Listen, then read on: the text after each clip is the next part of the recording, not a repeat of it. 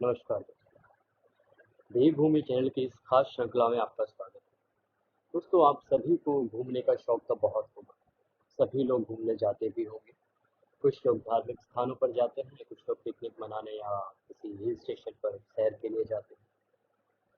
हम आप सभी को घूमने का बहुत शौक होता है। इस श्रृंखला में हम आपको बताने वाले हैं कि आप किन स्थानों पर घूमने जा सकते हैं और वहाँ पे जाना क्यों आवश्यक है, क्यों जाना चाहिए, वहाँ की क्या स्पेशलिटी है, क्या खासियत है, वहाँ जाने का सही समय क्या होगा कि आपको कोई परेशानी ना हो, वहाँ जाने का सही रास्ता क्या होगा, आपको बस से जाना चाहिए, रोड कनेक्टिविटी कैसी है, टैक्सी से जाना चाहिए, पर्सनल व्हीकल से जा सकते हैं कि नहीं जा सकते, वो सब जानकारी आपको इसमें मिलेगी। साथ ही आपको बताया जाएगा कि आपको वहाँ कहाँ पे स्टे करना चाहिए, कौन सी अच्छी बजट होटल्स हैं, कौन सी अच्छी होटल्स हैं, कौन से अच्छे प्लेसेस हैं जहाँ आप रुक सकते हैं, खाने में वहाँ क्या स्पेशल है जो आपको ज़रूर खाना चाहिए और उसका इतिहास क्या है। इस तरह के जो भी सवाल आपके पास होंगे वो सारे सवालों के जवाब आपको हमारी इस श्रृंखला के वीडियो में मिलेंगे। द्वादश ज्योतिर्लिंग आज के इस वीडियो में हम बात करेंगे भीमाशंकर। भीमाशंकर एक ऐसा स्थान है जिसके बारे में लोगों को बहुत कम जानकारी है। आप सभी जानते हैं कि भगवान शिव के द्वादश 12 ज्योतिर्लिंग, 12 ज्योतिर्लिंग में से बहुत सारे ज्योतिर्लिंग ऐसे हैं जिनके बारे में आपने सुना होगा, लेकिन भीमाशंकर उन्हीं में से एक प्रमुख ज्योतिर्लिंग है जिसके बारे में बहुत कम लोगों को जानकारी है। तो आज की इस वीडियो में हम शुरुआत कर रहे हैं भीमाशंकर ज्योतिर्लिंग से कि वहाँ क्यों जाना चाहिए। देखो दोस्तों, सबसे बड़ी बात तो ये होती है कि वो द्वादश ज्योतिर्लिंग में से एक है जो कि भगवान शिव के 12 ज्योतिर्लिंग उन्हीं में से, इसलिए वहाँ पे ज़रूर जाना चाहिए क्योंकि बहुत ही पवित्र स्थान है, बहुत ही पावरफुल वाइब्रेशन है वहाँ की। और उसके अलावा अगर आप घूमने के शौकीन हैं तो हम आपको बताएं कि वो बहुत ही खूबसूरत पहाड़ियों पे, शायदरी की पहाड़ियों पे बसा हुआ एक मंदिर है। बहुत खूबसूरत झरने हैं वहाँ पे, बहुत खूबसूरत पहाड़ हैं वहाँ पे। आप जब जाएंगे तो आपको बहुत अच्छा लगेगा। इसलिए आप घूमने के पर्पज़ से भी वहाँ जा सकते हैं, भगवान की भक्ति के लिए भी वहाँ जा सकते हैं। और उससे भी बड़ी बात, हम आप सभी लोग चाहते हैं कि जब मंदिर में जाएं तो बहुत शांति से दर्शन हो, किसी तरह की कोई धक्का मुक्की ना हो। अगर आप भीमाशंकर ज्योतिर्लिंग दर्शन के लिए जाते हैं तो हम आपको बताना चाहेंगे कि वहाँ पे बहुत शांति से दर्शन आप कर सकते हैं, कोई धक्का मुक्की नहीं होती है, किसी तरह का ऐसा नहीं कि जल्दी निकलो बाहर निकलो। बहुत सारे मंदिरों में आपने देखा है, बहुत सारे ज्योतिर्लिंगों में आपने देखा है कि आपको ज्योतिर्लिंग के पास तक जाने नहीं दिया जाता, लेकिन वो एक ऐसा ज्योतिर्लिंग है जहाँ पे आप अंदर जा सकते हैं, शिवलिंग को छू सकते हैं, आपके पास जल है तो आप जल भी अर्पित कर सकते हैं। यहाँ तक कि आप अंदर बैठ के वहाँ पे अगर कोई पाठ कराना चाहते हैं या आप काल सर्प दोष जैसे दोषों की पूजा कराना चाहते हैं तो वो भी बड़े ही आराम से करा सकते हैं, उसकी भी आपको परमिशन मिल जाती है। श्रृंखला पे बसा हुआ ये एक पावन ज्योतिर्लिंग है जो भीमाशंकर के नाम से जाना जाता है। ये भीमा नदी के किनारे पर है और बहुत सारे लोग इसे मोटेश्वर महादेव के नाम से भी जानते हैं क्योंकि इसका शिवलिंग बहुत मोटा है। इसीलिए महाराष्ट्र में जो वहाँ के आम वासी हैं वो इसे मोटेश्वर महादेव भी कहते हैं। इसने का जो रास्ता है वो बहुत खूबसूरत है, बहुत ही खूबसूरत पहाड़ियों से गुजरता हुआ ये रास्ता जाता है। अब बात आती है कि आप यहाँ पहुँचे कैसे। देखिए, सबसे पहले तो यहाँ पहुँचने के लिए कनेक्टिविटी पुणे से है, या आप मुंबई पहुँचते हैं तो मुंबई से है। आप अगर शिरडी जाते हैं तो वहाँ से कनेक्टिविटी है। ज्योतिर्लिंग मुंबई से करीब 220 किलोमीटर है इसकी दूरी। अगर आप पुणे पहुँचते हैं तो पुणे यहाँ का सबसे नज़दीकी रेलवे स्टेशन है। यहाँ से सिर्फ 110 किलोमीटर की दूरी पे भीमाशंकर है। और पुणे से बहुत सारी गवर्नमेंट जो रोडवेज की बसेस होती हैं, एमआरटीसी की जो बसेस हैं, वो बसेस चलती हैं। उन बसेस से भी आप बड़े आराम से वहाँ पहुँच सकते हैं। और देखिए, आप रेल के रास्ते या फिर एरोप्लेन के रास्ते या जैसे भी आप पहुँचना चाहें आप पुणे पहुँचिए। पुणे में शिवाजी नगर बस अड्डा है वहाँ पे। शिवाजी नगर बस अड्डे से एमआरटीसी की बसेस चलती हैं। हर 30 मिनट में एक बस भीमाशंकर को आपको मिलेगी। और सबसे सही समय होता है कि आप सुबह की बस लें। आप दोपहर तक वहाँ पहुँच जाएंगे 4 घंटे, 3 से 4 घंटे में। और उसके बाद शाम की बस से आप वापस पुणे शहर भी आ सकते हैं। वहाँ से टैक्सी ले सकते हैं, कोई भी प्राइवेट आप कैब हायर कर सकते हैं, सारी कैब्स वहाँ पे अवेलेबल होती हैं। आप पुणे से कोई भी कैब लेके वहाँ पे जा सकते हैं और करीब 4000 में आपका आना जाना भीमा शंकर से हो जाएगा। आपका समय भी बचेगा और उससे भी बड़ी बात कि आप जो जो पहाड़ों के बीच में जो रास्ते हैं, जो बहुत ही सुंदर जो वहाँ के दृश्य हैं, झरने हैं, नदी है, वो सब जो आपको देखने को मिलेंगे। आप अपनी टैक्सी को साइड में रुकवा के और अपना बहुत सारे वीडियोस बना सकते हैं, फोटोग्राफ्स ले सकते हैं। वो एक अलग ही आनंद देने वाली चीज़ें हैं। तो आप अपनी पर्सनल कार से या फिर अपने कोई कैब हायर करके भी वहाँ पे जा सकते हैं। आप चाहें तो भीमा शंकर रुक भी सकते हैं वहाँ पर। भीमा शंकर मंदिर के पास तो नहीं, लेकिन मंदिर के करीब 3 किलोमीटर पहले कुछ अच्छे होटल्स हैं, रेस्टोरेंट्स हैं, जहाँ पे कि रूम्स अवेलेबल हैं, एसी रूम्स अवेलेबल हैं, बहुत ही बजट में वो आते हैं। आप वहाँ पे स्टे कर सकते हैं।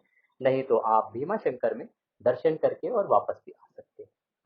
सबसे बड़ी बात कि भीमा शंकर में दर्शन का जो समय है वो करीब 9 बजे तक है। रात को 9 बजे तक मंदिर खुलता है और भीड़ बिल्कुल भी नहीं होती है। तो आप कभी भी पहुंच के जाके और आप दर्शन करके वहां पे आ सकते हैं। वापस पुणे पहुंच सकते हैं। पुणे से कनेक्टिविटी बॉम्बे की है। आप बॉम्बे आ सकते हैं और बॉम्बे से अपने किसी भी स्थान पे इंडिया में कहीं भी अगर आप रहते हैं तो वहाँ वापस जा सकते हैं। आप चाहें तो शिरडी के रास्ते आ सकते हैं। शिरडी से भी आप गवर्नमेंट जो बस चलती है एमआरडीसी की, वो बस ले सकते हैं। वहाँ से टूरिस्ट पैकेज वाली बसेस भी चलती हैं जो कि पूरा टूर कराती हैं। उस टूर में भी भीमा शंकर आते हैं बीच में। आप उस टूर पैकेज को भी ले सकते हैं। अन्यथा आप वहाँ से भी कैब हायर कर सकते हैं। अगर आप शिरडी से भीमा शंकर जाते हैं तो उसका करीब आपको 8 से 10 हज़ार रुपये खर्चा आता है। अगर आप बस से जाते हैं तो एक साइड का जो एमआरडीसी का किराया है वो करीब 295 रुपये है। तो आप वैसे भी जा सकते हैं। शिरडी के अलावा अगर आप एलोरा केव्स देखने गए हैं तो औरंगाबाद से भी भीमा शंकर की कनेक्टिविटी है। आप वहाँ से भी कैब हायर कर सकते हैं, वहाँ से बस भी ले सकते हैं। करीब औरंगाबाद या एलोरा केव्स से इसकी जो दूरी है वो 200 किलोमीटर है। और बड़े आराम से आप 5 घंटे में भीमा शंकर पहुंच सकते हैं वहां से। और वो कनेक्टिविटी भी आपके लिए अच्छी रहेगी। आप एलोरा केव्स देखिए, उसके बाद औरंगाबाद में ही आप कृष्णेश्वर जो ज्योतिर्लिंग है वहां पे दर्शन कीजिए और उसके बाद आप भीमा शंकर के लिए निकल जाइए। आप चाहें तो 3 ज्योतिर्लिंग है महाराष्ट्र में, वो तीनों भी एक साथ कर सकते हैं। आप शिरडी जा रहे हैं तो वहाँ पे पास में त्र्यंबकेश्वर है। उसके बाद आपको वहाँ से 200 किलोमीटर की दूरी पे औरंगाबाद में कृष्णेश्वर ज्योतिर्लिंग है और वहाँ से आप भीमा शंकर के लिए जा सकते हैं। और फिर पुणे होते हुए बॉम्बे आके और अपने बाकी जो जहाँ से भी आप आए हैं उस स्थान के लिए ट्रेन फ्लाइट जो भी आप लेना चाहें वो ले सकते हैं। तो ये एक बहुत ही इजी रास्ता आपके लिए हो जाएगा जिसमें कि एक साथ आप जो 3 ज्योतिर्लिंग भी कवर कर लेंगे और आपका ट्रिप भी अच्छा हो जाए। क्योंकि मन में सवाल होगा कि यहाँ जाने का सबसे अच्छा समय क्या है। सिर्फ गर्मी के समय को आप अवॉइड करें क्योंकि ह्यूमिडिटी गर्मी बहुत होती है। तो आप गर्मी के महीनों को अवॉइड करें। सबसे अच्छा जो समय है वो अभी चल रहा है। आप मानसून में जाएंगे तो वहाँ पे बहुत सारे झरने आपको देखने को मिलेंगे। अगर आपको बारिश बहुत पसंद है तो आप रेनिंग सीजन में जा सकते हैं।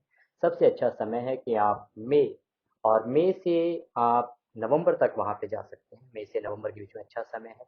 और अगर आप नॉर्थ इंडिया में रहते हैं जब यहाँ पे बहुत ज़्यादा विंटर होती है तो आप दिसंबर से फेब तक भी वहाँ पे जा सकते हैं। तो सबसे अच्छा समय है मई से और फरवरी तक। ये उत्तम समय है। यहाँ पे मौसम अच्छा रहता है वहाँ पे उस समय। और अगर आपको बारिश से परेशानी है तो मैं सजेस्ट करूँगा आपको कि आप जून और जुलाई को अवॉइड करें क्योंकि ये बहुत ही रेनिंग सीजन होता है। वहाँ पे बारिश बहुत होती है वहाँ पे क्योंकि पहाड़ी एरिया है तो कई बार रास्ते भी कट सकते हैं। हालांकि वहाँ पे हिमाचल या उत्तराखंड की तरह लैंडस्लाइड नहीं होती है पर फिर भी रास्ते वहाँ पे खराब हो जाते हैं। इसीलिए अगर आपको बारिश पसंद नहीं है तो आप रेनिंग सीजन के 2 महीने जून और जुलाई अवॉइड करें। बाकी समय में आप कभी भी वहाँ पे जा सकते हैं। देखिए जहाँ तक बात है तो वहाँ पे टिपिकल महाराष्ट्रियन फूड आप वहाँ पे ट्राई कर सकते हैं। बहुत ही टेस्टी रहेगा, बहुत ही डिलीशियस रहेगा। नॉर्थ इंडिया में वड़ा पाव लोग दिल्ली में बहुत फेमस है, सब लोग वड़ा पाव ढूंढते हैं। आप अगर महाराष्ट्र जा रहे हैं तो वहाँ पे आप वड़ा पाव खाएं, उसका लुत्फ लें। इसके अलावा अगर आप नॉर्थ इंडियन फूड वहाँ पे सर्च करते हैं तो वो आपको बड़े आराम से अवेलेबल है। और south Indian food idli dosa कुछ भी अगर आप खाने के शौकीन हैं तो वो भी वहाँ पर बहुत ही आसानी से उपलब्ध है। स्ट्रीट फूड में भी वहाँ पे सांभर डोसा या इडली या वड़ा जो है वो वहाँ पे आपको स्ट्रीट फूड में मिल जाएगा। तो खाने के बहुत अच्छे ऑप्शंस है वहाँ पे। ऐसा नहीं है कि आप जाएंगे तो आपको खाने की किसी तरह की दिक्कत होगी। आपको खाने के अच्छे ऑप्शंस वहाँ पे मिल जाएंगे। और वहाँ पे जाके महाराष्ट्रियन जो फूड है उसको ट्राई करना ना भूलें क्योंकि वो आपको डेफिनेटली अच्छा लगेगा और वो एक बार आपको ट्राई भी करना चाहिए। तो दोस्तों इस वीडियो में हमने आपको बताया कि वहाँ जो ज्योतिर्लिंग है वहाँ पे क्यों जाना चाहिए, कब जाना चाहिए, कैसे जाना चाहिए, कहाँ रुक सकते हैं, क्या खर्चा आएगा। इसके अलावा भी अगर आपके पास कोई भी सवाल है, कुछ ऐसा है जो आप पूछना चाहते हैं, तो आप कमेंट करके हमसे पूछ सकते हैं। और अगर आप किसी पर्टिकुलर स्थान की जानकारी चाहते हैं, तो आप उसके बारे में भी हमें लिख सकते हैं।